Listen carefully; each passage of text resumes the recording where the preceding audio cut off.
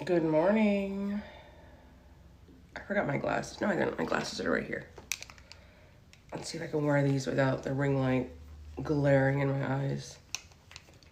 Good morning. Oh, that's not too bad. Yeah, I can't see. Good morning, good morning. How is everyone? Ooh, that's loud. Good morning. Come on in. We're going to hang out. Hey, beautiful Maria. So, one of the things I'm going to talk about this morning, and I feel like is a huge collective energy, is no longer being why I stopped being the nice girl, the nice lady. I think it's something that I've really kind of been going through personally, and I want to talk about it with you guys. I think for probably the majority of my life, I was always so concerned with, whether or not people liked me, how people saw me. And I've really moved into a place now where I just don't care. And I'm more concerned with how I feel about myself. And so we're going to talk about that today. I honestly don't know what we're going to talk about today. Hi, honey. I sort of just sit down. I have my coffee right here. And I put some frequency stuff on in the background for us to listen to together. And we see what the angels want to channel through me. But the biggest thing is nice guys, nice people do finish last. There's a big difference between being kind and being nice. There's a big difference between being a good person and being nice. And we're going to talk about the difference this morning. But first, coffee. This is like a new thing I'm doing with you guys, where I drink my coffee with you in the morning. Good morning, Albuquerque. Now, it won't always be at this time. The reason why I'm here at 8 as opposed to, it probably won't be until, let's blend you out a little bit. In the future, it probably won't be until like 8:45 that I'll be on here. 8:45 Central Time, because I drop my daughter off normally in the mornings, but today she has a doctor's appointment. So she's in bed cuddling with my husband. He's getting his morning cuddles with his little girl. And then we're going to be going into her doctor's appointment. But I figured I'd jump in here right now and start the day with you guys. We're going to have coffee with each other every morning. And if you don't drink coffee, tea, whatever, so grab your drink. We're going to wake up together and get our feet on the ground in the right place. It is a Monday, so it's really important on a Monday to get your motivation. Get your mind in the right place. And then if you miss anything or you come a little late, I'm going to be uploading these to my YouTube. So it's going to be a lot of fun. You're going through a lot with your marriage. I'm so sorry. We are moving into a new phase of Pluto where a lot of people are having things change. Sure, Isabel, ask me a question. I'm not doing readings, just to give you guys a heads up. I'm not doing readings. But the biggest thing is, and a lot of us are feeling this in our soul, is understanding that nice guys, nice people do finish last. And there is a big difference between being a good person and a nice person. And we should always aim to be a good person with a high moral compass, great ethic system, values and standards and boundaries. But a nice person tends to have no boundaries. A nice person tends to be a people pleaser. A nice person tends to be more concerned about whether or not other people like them as opposed to whether or not they like themselves. A nice person tends to try to keep the peace around them, but is at war with themselves because they're not putting themselves first. They're not prioritizing themselves. I'm so sorry to hear that. Good morning, Sirius. I think what's really important here is really kind of differentiating between nice guy and good person. Good morning, Tracy. A nice guy tends to be a pretty... I'll give you a story, and I've told this before, but I think for any of you who haven't heard it, I think it's a pretty great way to kind of break down what I'm talking about. When I was getting my pool done in the backyard, everyone on the whole team, the project manager, everything was like, oh, she's so nice. Because I was always so friendly. I was always so laid back. I was always so patient. You know, anytime they kind of like would come in here and be like, hey, this is what's going on, I'd be like, oh yeah, no problem, thanks. But then I kept going down lower and lower on the priority list of getting things done because I was nice and I was understandable, to the point now where my pool, when we broke ground on it the early June, still isn't 100% done. And that's the difference between a nice and a good person. A good person isn't going to compromise the fact that I'm paying a lot of money and you need to get this done and being upfront about it. A nice person's going to be like, oh, so amiable. I'm not doing readings right now, guys. So here's the trick about manifestation, and I'm not awake enough to do readings. Okay, I'm right here with you guys. Good morning. Cheers. We're drinking our coffee together and we're chit-chatting. And we're talking about manifestation. We're talking about angels, the collective energy right now. What's really important is understanding boundaries, embracing your self-worth, because that is how you manifest. You manifest by focusing on yourself. You manifest by decentering everyone around you and putting yourself at the center. That's how you become incredibly magnetic. Okay? And you do that by literally just taking care of yourself. That's all the angels want us to do, by the way. You become incredibly magnetic by working on yourself every single day.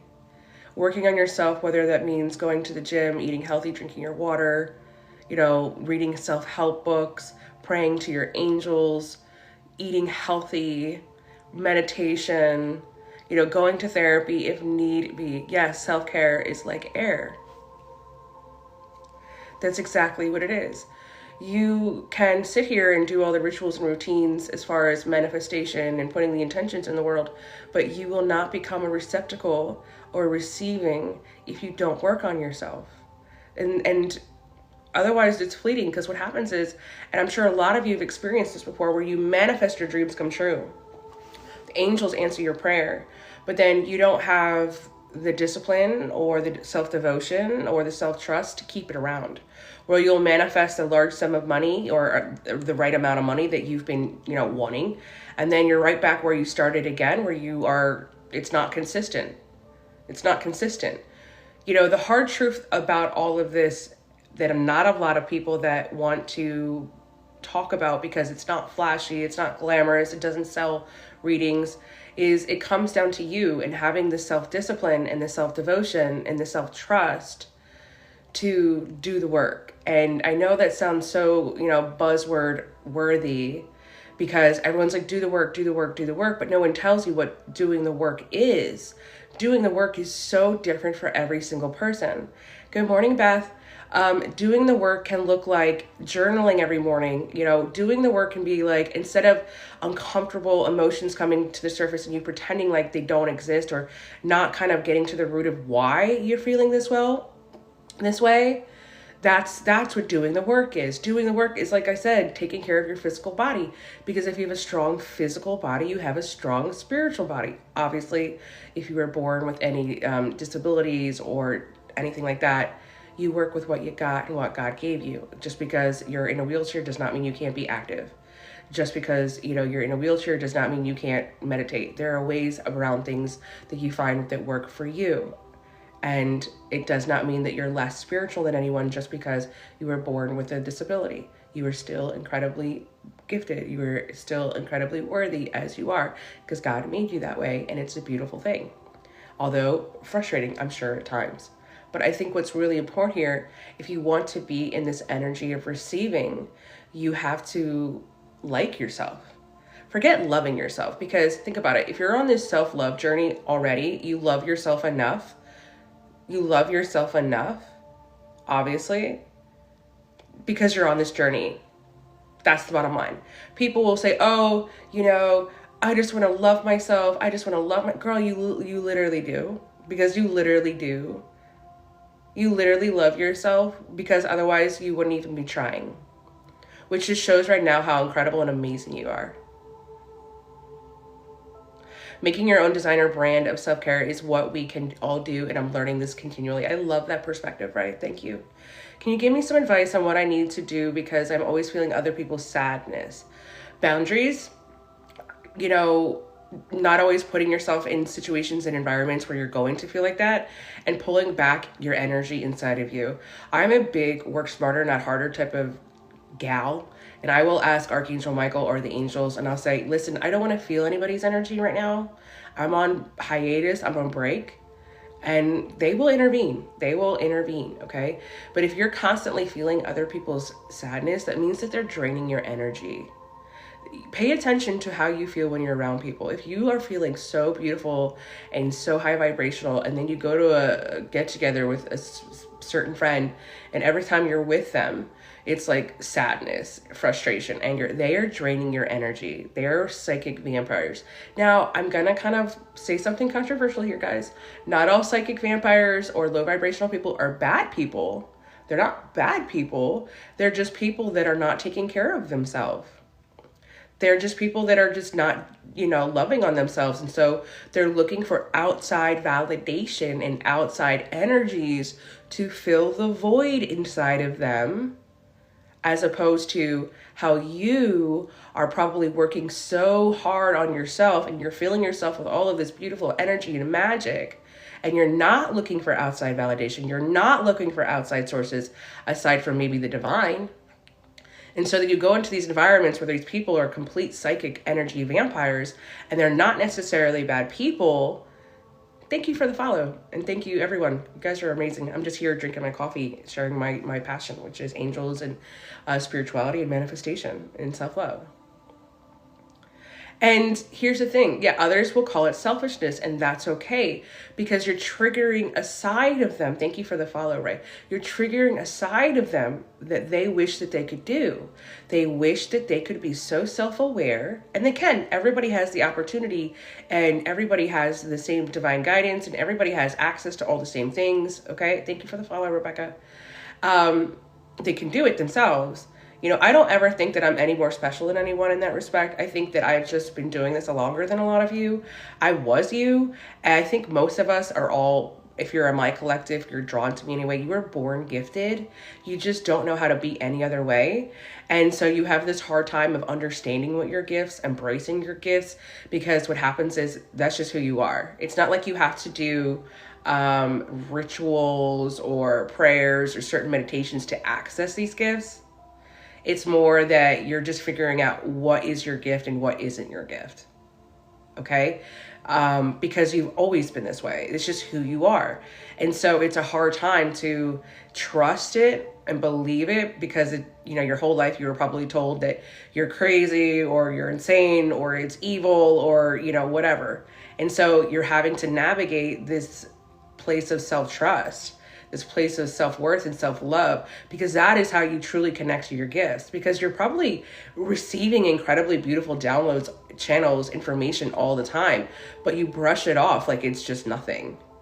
How many times have you been to the store and you're like, oh, I really need ketchup, and then you're like, yeah, whatever, and then you get home and you're like, wait, I actually really needed ketchup. That's a divine message right there, because it can be that simple. How many times have you been on the way home from work or on the way home from somewhere and you get this intuitive download where you're like, no, go this way home. And then you don't listen and you get stuck in bumper to bumper traffic. Do you see what I'm getting at? You're literally so connected. You're so gifted. The problem is you don't trust yourself. And the reason why you don't trust yourself is because there's been so many times in your life where you told yourself you're going to wake up early, or you weren't going to have a cocktail that night, or you were going to go to the gym, or you were going to leave this person because you knew it was a toxic relationship, and you didn't. And that is why you don't trust yourself. So I'm talking, I'm yapping here, but I still really, really want to drink my coffee. I love that. Ray says, as soon as I let others' energies overwhelm me is when the doubts are birthed. It's a very slippery slope because we can sometimes overcorrect ourselves so much that we'll then go into self-isolation. Good morning, Abby. Good morning, evil bully bunny. That makes me laugh. We have a puppy. Well, she's not a puppy, but she's a puppy named Bunny, and she is so naughty. We call her Bad Bunny, like the singer rapper. She's so bad. She's so sweet. She's just so naughty. I love Archangel Michael. So let's talk about Archangel Michael and why I talk so exclusively about Archangel Michael. I talk so exclusively around Archangel Michael because, well, I just vibe with his energy, and two, because I'm devoted to him. You know, I'm not a jack of all trades. I just love Archangel Michael because Archangel came into my, thank you for the follow. Hi, Tracy. Good morning. He came into my life when I was probably at my lowest. Now, he's not the first Archangel I've ever worked with or the first angel I've ever worked with. Ooh. What's that? Oh, it's a string from my pillow here. And thank you. And so I've always just loved him so much. And because of the amount of love and support and wisdom and guidance that he's been giving me throughout my journey, I just feel so called to talk about Archangel Michael more than any other archangel. Or Saint Michael, whatever you want to call him. He does not care, to be honest with you. He's not like, he's like, oh no, how dare you not call me this? Literally, he doesn't care. And anybody can work with him. I like that he's incredibly inclusive. It does not matter what religion you come from. Interestingly enough, you guys ever notice that every single religion across the board believes in angels? I just think that's cool. And to me, that's very, very validating. That's because I'm a Virgo moon and I have a lot of air in my chart. And so I tend to be a skeptic and I need a lot of reassurance and feedback that this is real, even to this day. And so that to me is a huge marker that angels are real. But Archangel Michael really is, I don't even know, the words cannot describe the love that I have for him. The trust that I have in him, you know, I just can't even express it. Someone gave me a necklace and a bracelet yesterday, and I feel very attracted to his presence. I don't blame you, Abby. He's amazing. He's incredible. And he shows up to people, and he's omnipresent. Like, he can be everywhere in all the places all at once. Like, hello. And I think, especially right now, so many of us feel so disenfranchised by the government, by society and culture. And we feel so alone, and we're nervous and we're scared. And he's such a calming presence and protective presence that a lot of us are just so drawn to him right now. And it makes complete sense to me. So true. My family's Jehovah's Witness, and even they believe and talk about Archangel Michael. Exactly. That's exactly my point. You can't tell me that there's every religion believes in angels. What are good resources to learn about working on myself? This may be stalling my manifestations. Honestly, YouTube is free. YouTube is amazing. YouTube is incredible. YouTube. There's a lot of really great books. If you have Audible, same thing. YouTube was a game changer for me. And I love sharing all the tools that I use. And I know that not everybody is in a financial position to just go and buy every self-help book, but you can listen to YouTube. It's free. There's so many, I think so. I just think YouTube is the coolest thing ever. I really do. And thank you. Zadkiel is amazing. I love all the archangels, but I am devoted to Archangel Michael. I love all the archangels. I work with Archangel Uriel from time to time, but I am devoted to Archangel Michael.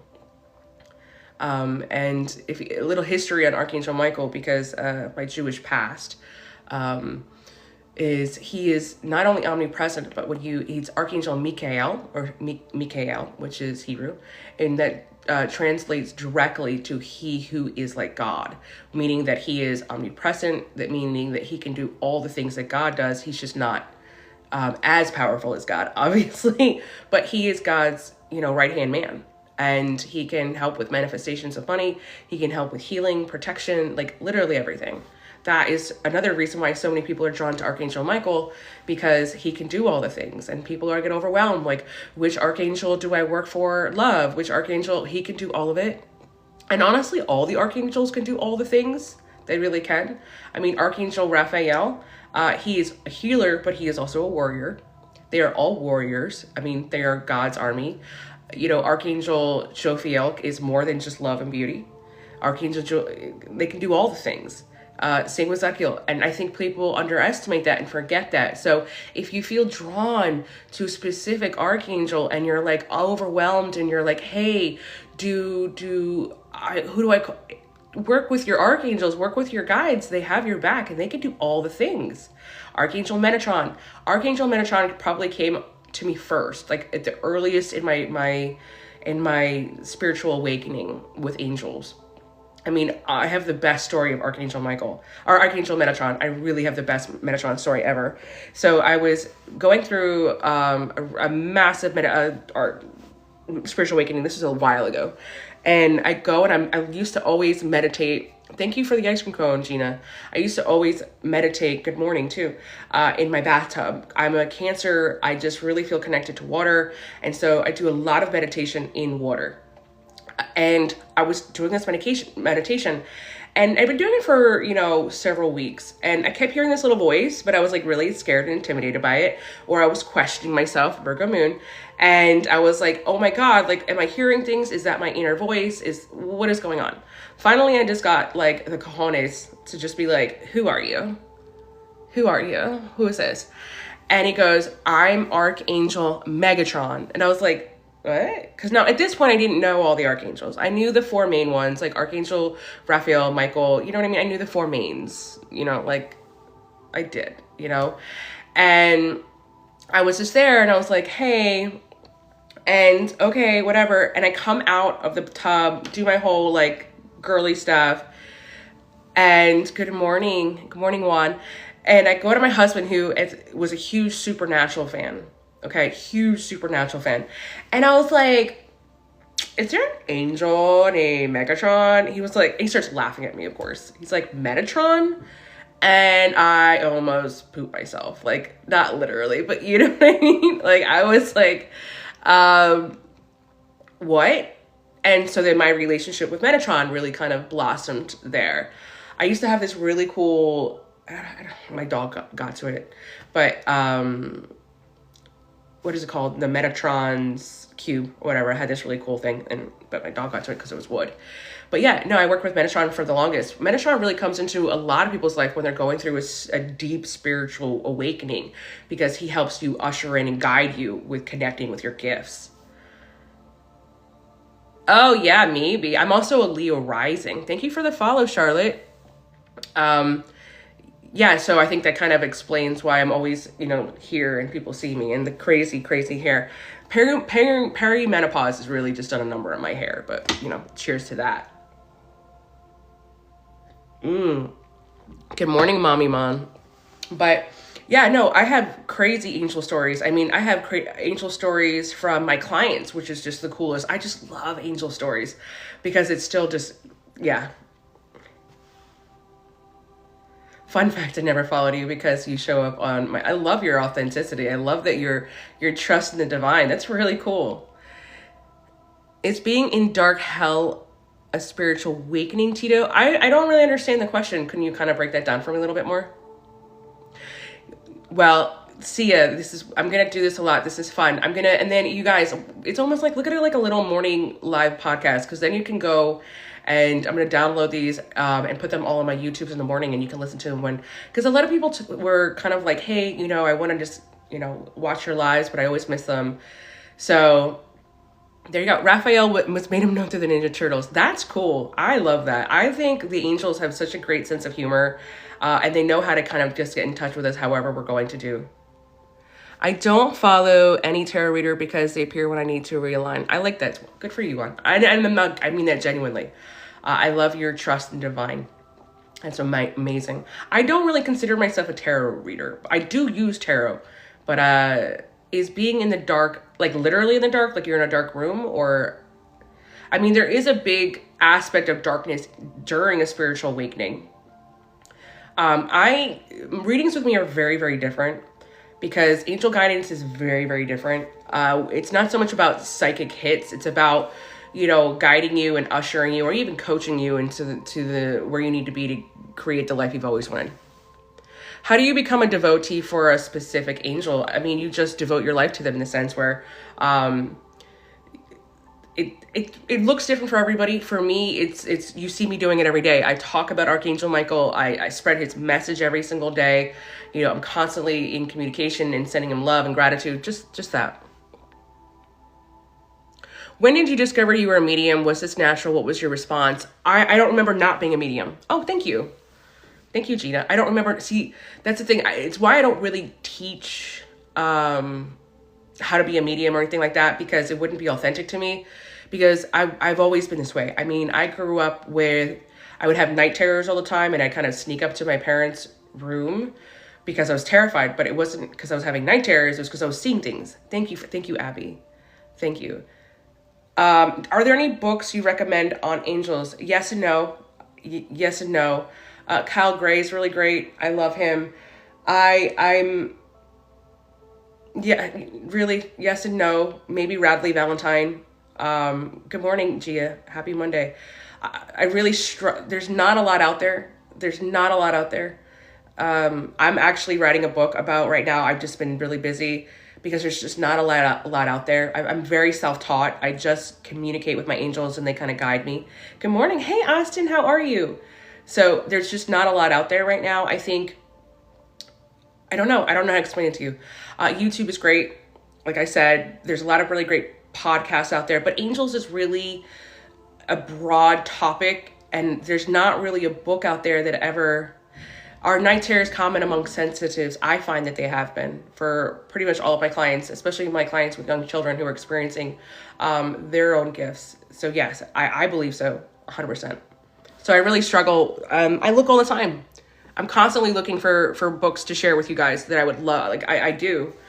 I think because angels are more focused on self-love and self-development, that there aren't that many books on it. And yeah, absolutely. I've been working like crazy. Thank you, Vanessa. And I think, you know, I have this, it's weird. Like, I don't know how to explain it, but like, I'm not even, like, Archangel Michael doesn't even want me to read books, like specific books, because he wants my relationship. Thank you for the follow, Vanessa. He wants me to learn through him. Now, there is an author that I really, really like, and she doesn't get enough. But she wrote these books, like almost like channels from each of the archangels. Kim Caldwell. Go to Amazon and check out Kim Caldwell. Like that, I hadn't thought about this in forever. I'm telling you, the angels just popped her into my head just now. And she has some incredible books with meditations in them that really aided me in my spiritual awakening and connection to Archangel Michael and a lot of them, the other archangels. So Kim Caldwell, Caldwell. Check her out. I know she's on the Amazon. A lot of the books are free on Kindle Unlimited. There are a few you have to buy, but I definitely suggest Kim Caldwell for sure, 100%. Good morning, Elizabeth. Good morning, Alina. I hope I said that correctly. So definitely check out her. I am no gatekeeper in this, guys. I think the more guides and people you have to help you in any way is great. How do you know everything? How do you know you're going through a spiritual awakening? I would say the number one telltale sign that you're going through a spiritual awakening is that everything is falling apart. And I say it in the sense where it's like everything that is no longer serving you and everything that was kind of like the status quo or is not meant to you starts to just implode or explode. And you start to question everything. Okay? Oh, that sucks, Austin. That sucks. Good morning, go Birds. Go Birds. Great win last Thursday. I still have my green nails for, you know, Dallas sucks week. So I gotta get them. So here's the thing about 2024. Let's talk about 2024 because a lot of people fed you a lot of bullshit about numerology. Okay, so that's the thing about me. If you follow me, I'm going to tell you the truth. I'm not going to sugarcoat and make it all like whatever.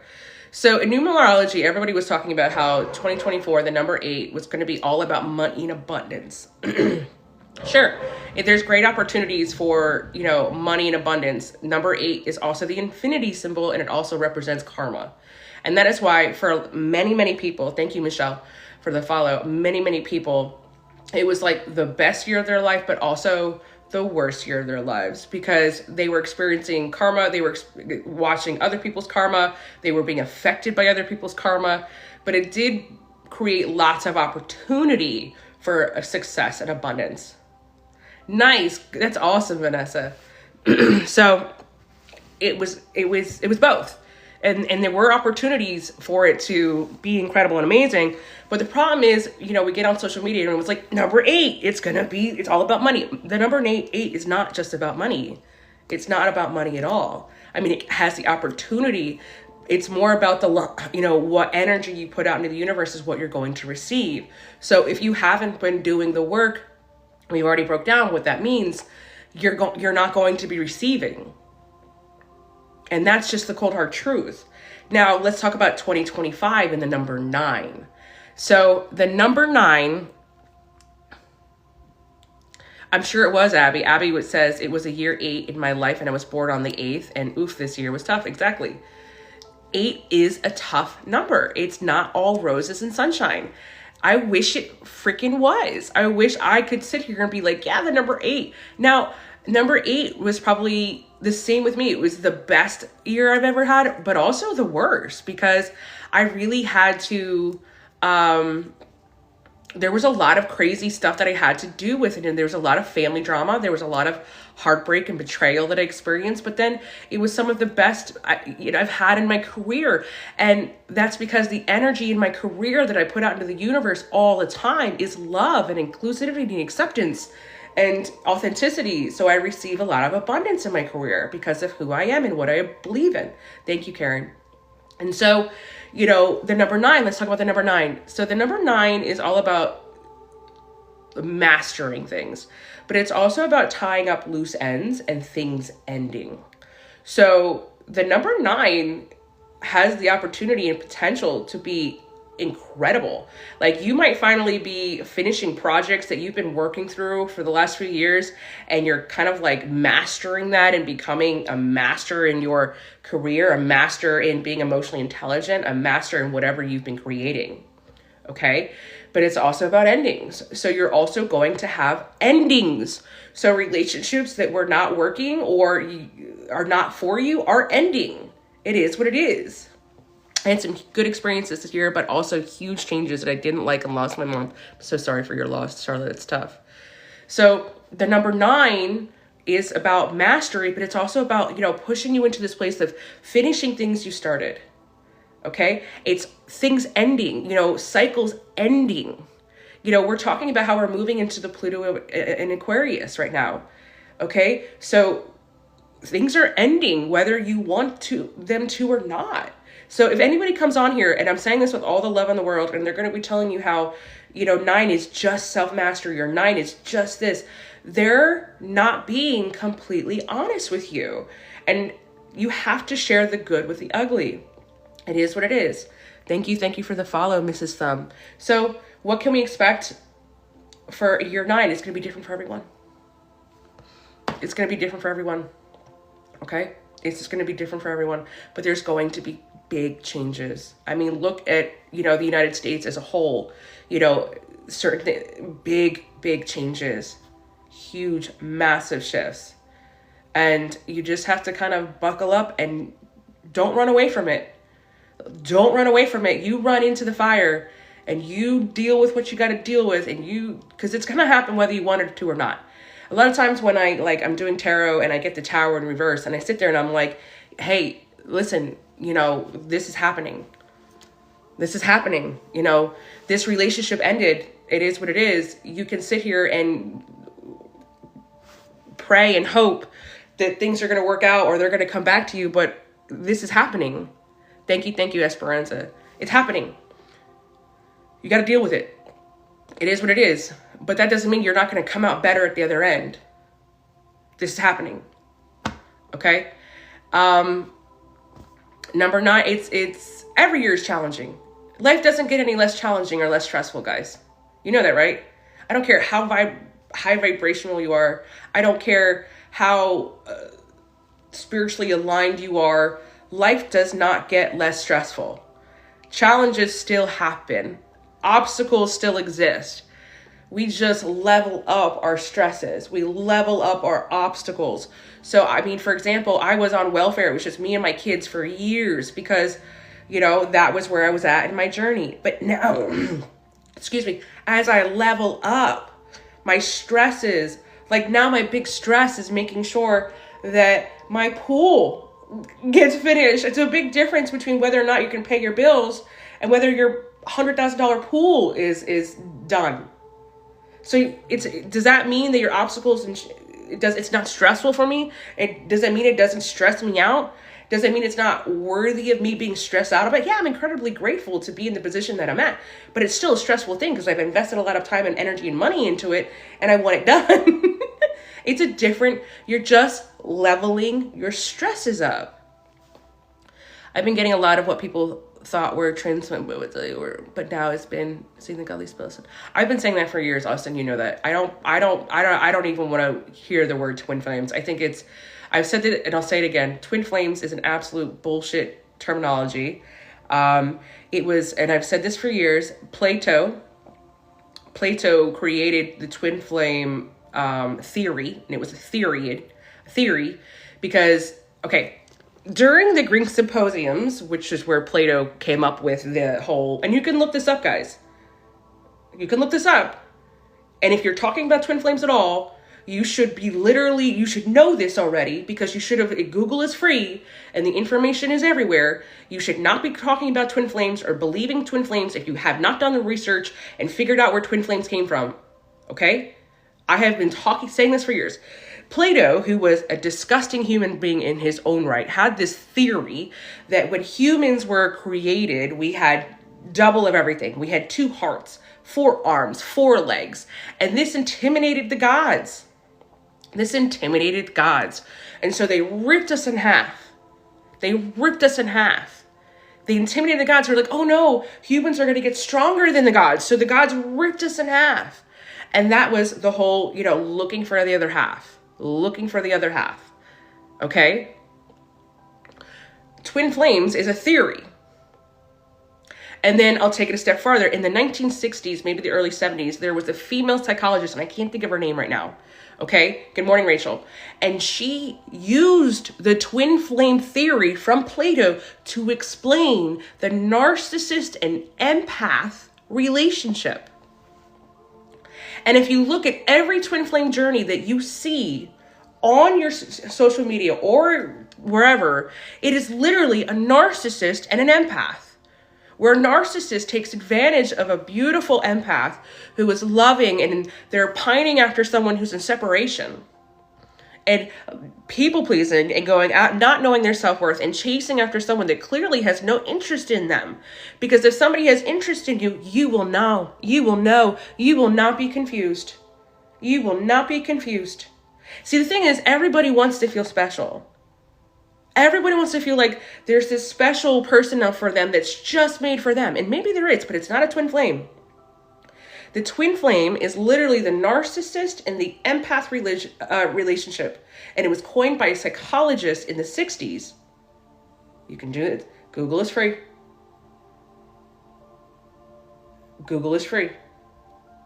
That was based on Plato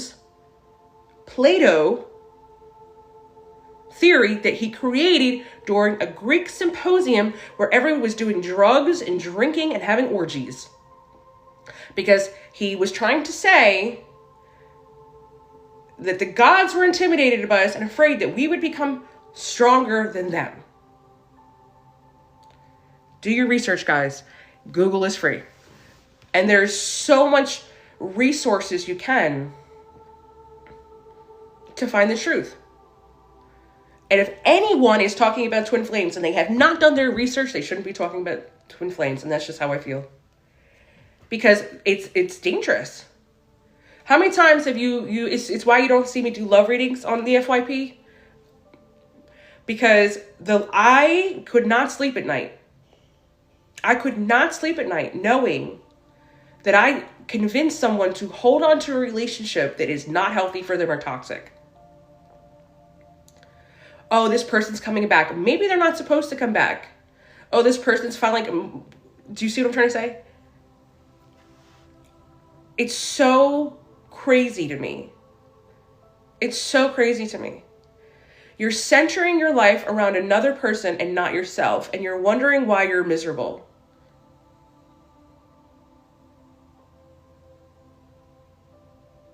I've been told so many times that I was going to be in a relationship and it doesn't happen. I don't do love readings collectively because every relationship is so unique and so complex and has so many different layers that to do, good morning, Mo, good morning, Anita. It's so unhealthy. Yet it feels like that someone is going to come back is very, like, there's so much more important things going on in your life that you need to be addressing as opposed to staying up at 2 o'clock in the morning wondering not if somebody likes you. If they like you, you'll know and you won't be confused. Thank you, Angel. If they like you, you won't be confused. You don't need to get a reading. You will know. You will know. And listen, people say, girl, don't say that. It hurts your pocket. I don't care. Because I will never prey on people's pain and desperation. Because I still have to be able to sleep at night.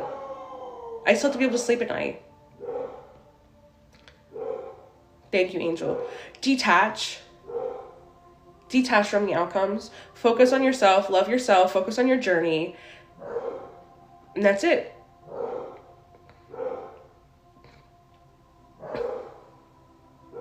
Good, Abby. I'm glad. It's not, you guys understand, like, it's not fun for me to tell people the truth. It is not fun. I don't find it, like, entertaining. Thank you, Charlotte. It's not like I sit here like, ooh, let me rip the Band-Aid off and and show off my opinions and feelings. No, it doesn't make me feel good. Thank you, Charlotte. It doesn't make me feel good, guys.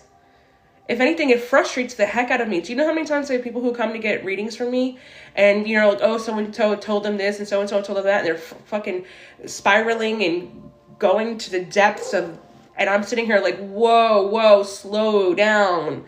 And I've got to, like, unpack everything that was happening. And I've got to fix shit, which is, I know is my path and my journey, but it fucking, it infuriates. It makes me so sad. So sad. Because I'm like, you feel so much worse after that reading, didn't you? You don't feel empowered. You don't feel guided. You don't feel ready to take on the world. You don't feel like you're the main character. And you sit down in this reading and all you do is talk about stuff that doesn't matter. It's just heartbreaking to me. Thank you, Tanya. It's heartbreaking. And a lot of it is because the person giving you the reading is boy or girl obsessed, and they haven't decentered other people out of their lives, so they're projecting all of their insecurity and how they look at life into yours. Thank you, Tanya, for the follow. And that's not a bad thing. A lot of tarot readings will tell you that it's more like a validation, confirmation, because you're not trusting your own gifts, you're not trusting your own intuition. And so sometimes the only reason you feel called to a tarot reading is for that validation, because you sit down with somebody who has no idea about what's going on with your situation. They're completely emotionally unbiased, and they're sitting down and just telling you the truth. And I don't think the other tarot readers are bad people. I don't think they're evil. I don't think they're predatory in that respect. I think they're probably just personally not in a mental space or a happy space or an empowered space to be giving you the guidance you actually need. I love that, Charlotte. It says, I don't listen to the part about persons coming in or loved one coming in, because when I'm ready, that person will come. Exactly. And you don't have to be at a specific frequency or vibration to call in the love of your life either. My husband and I connected and got together when I was at my worst. Okay. And it was probably the most beautiful gift from God in the world, because he knew how to love me and see my value before I could.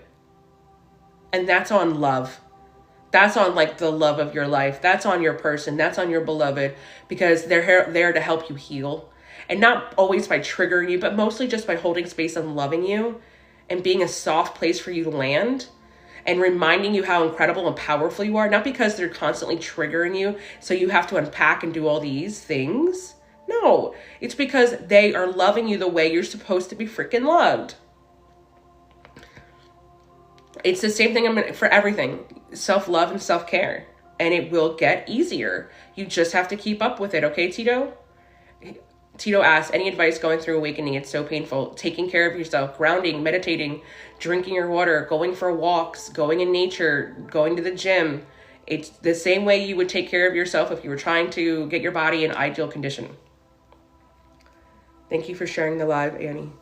And so I will be that person who rips the Band-Aid off or pulls your blindfold off, and you might hate me at first, and you might, because I've had people come and they'll listen to me and they'll be like, you know what, at first you really pissed me off.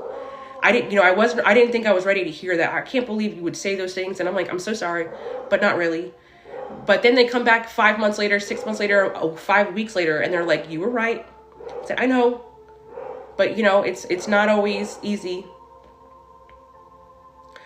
I keep thinking of a love from my past, but every day I do, I feel his energy every day. So basically what's going on in that respect is there's an aspect in that relationship that you miss. Maybe it's companionship, maybe it's just having that connection with them. And so it's something within that relationship that you miss. Thank you, Rachel. Okay. People will have dreams about an ex and you're totally over them. It could have been years ago. And it's not always like that person's thinking of you, and they could be thinking about you, but we're not, who gives a shit if they were thinking about you? Who cares? Who cares? Who cares if they were thinking about you? It does not mean anything at the end of the day. But what's really going on is there's an aspect of that relationship that you miss. Or there's an aspect in that relationship that you want, that you no longer have. Thank you for the follow, Anthony. How can I pray for someone through Archangel Michael? Same way you would pray for yourself, but just use their, but you use their name. Same way. Don't make things harder than they need to be, guys. Spirituality is simple. It's just hard in the sense where you keeping up with it and, it's simple, but hard. And that's how you should look at it. And spirituality is not an escape either. Don't always be in the clouds, spiritually speaking. No, I don't believe in twin flames. I just talked about this. And I'll post it on my YouTube. I believe twin flames is the narcissist empath relationship, basically. Tell me I'm wrong. I don't care. I know the truth. See, and not to gloat or be a bitch or show off, but it's just the cold, hard truth. I'm married to the love of my life. I have an incredibly abundant life. My life is amazing and incredible. I'm happy. I'm healing. My children are happy and healing. I live in a beautiful home. I drive a beautiful car. My life is awesome. It's amazing. And that is why I'm in a position to do what I do. I love that, Charlotte. We as individuals overcomplicate by needing a process for everything. I love that. Thank you for sharing that. That's nail on the head. So good. So good. And I'm not gloating when I say, because I am incredibly grateful and I know that I am blessed, but I've worked really, really hard to get where I'm at. Okay. And those are the people that you should be getting advice from. Those are the people that you should be getting guidance from, because they are living some sort of aspect that you would love to live yourself. And it's not a jealousy thing. It's a look at it like, well, dang, if she did it, I can do it too. If she did it, I can do it too. There's people who I look up to and I just be like, wow, that's so cool. But she did it or they did it. I can do it too. I can do it too. Not oh, dang, I wish I had that. My life is so hard. No. I can have, if they can have it, I can have it. They are just proof in the pudding that it is attainable. But, all right, I got to end this because my daughter has a doctor's appointment. I did years ago because that was what I was called to at that time, but I've learned so much in the process about twin flames, and I don't believe in it the way, I certainly don't believe in the way social media portrays it.